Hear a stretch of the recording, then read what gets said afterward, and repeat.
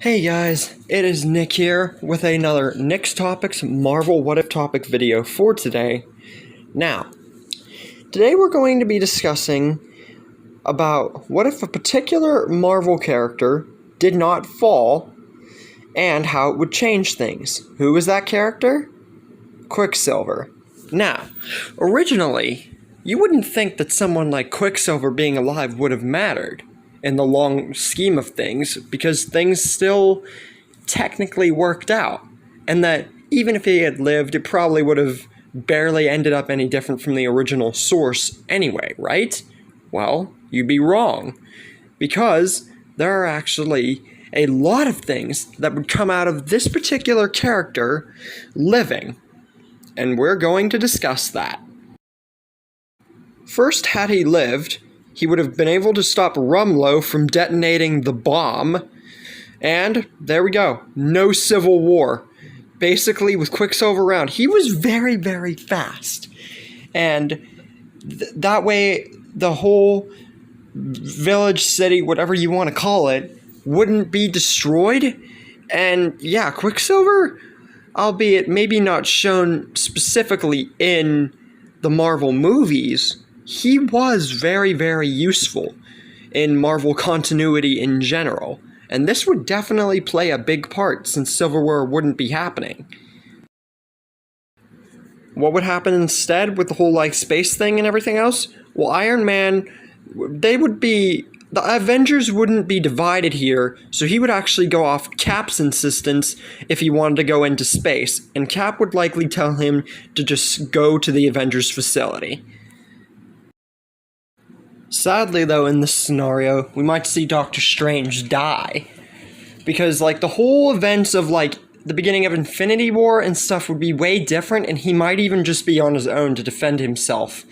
And I have a feeling that the Time Stone would just be taken from him, and yeah, he wouldn't really have anyone like Iron Man or Spider-Man to back him up there.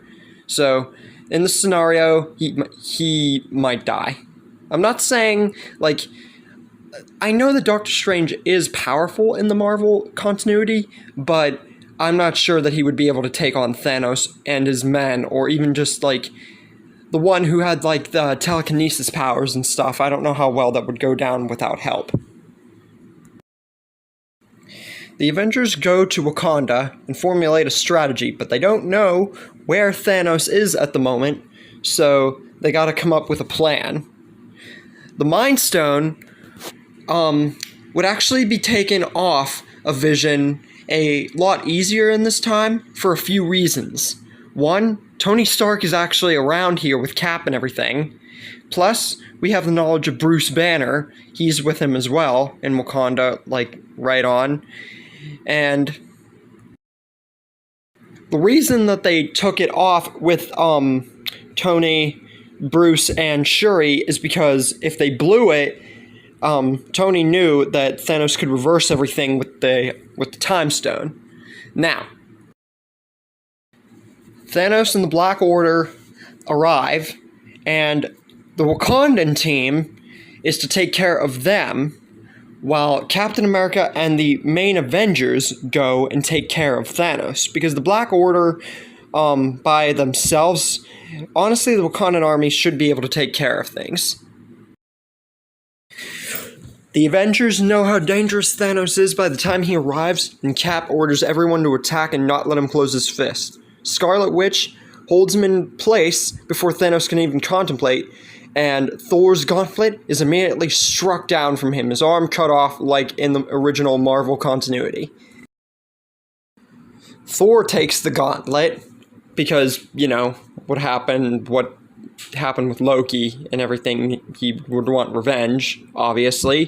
He would wield the gauntlet, the Mind Stone would be put on, and Thanos and his army would be snapped away by Thor. But, unfortunately,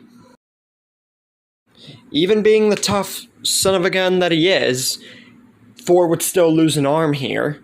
So, Iron Man would likely be able to get a metal arm for him, I think, because, he was alive, and I just think that if Thor lost his arm, that's how things would go.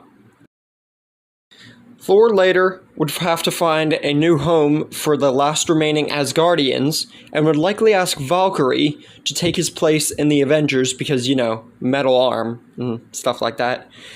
Steve Rogers, aka Captain America, still goes back in time and he still is old, gives Falcon the shield. Everything goes normal like that.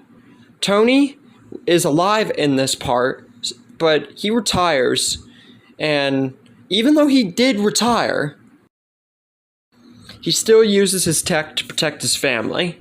But yeah, he's alive, but he's retired. And I think that pretty much wraps up the story, guys. No endgame, because no one got snapped away by Thanos. And yeah, that's pretty much the end of the story. In the beginning, I bet you guys were wondering, there's no way that Quicksilver living would have had any major impacts. This guy's just talking his butt off and just wanting to make a video. But, no, I did some deep dive research and yeah, that's how I came up with this. Quicksilver being alive actually meant a lot, and the Avengers would actually have a much better fighting chance. Although at times it would seem pointless to have him around still, Quicksilver definitely,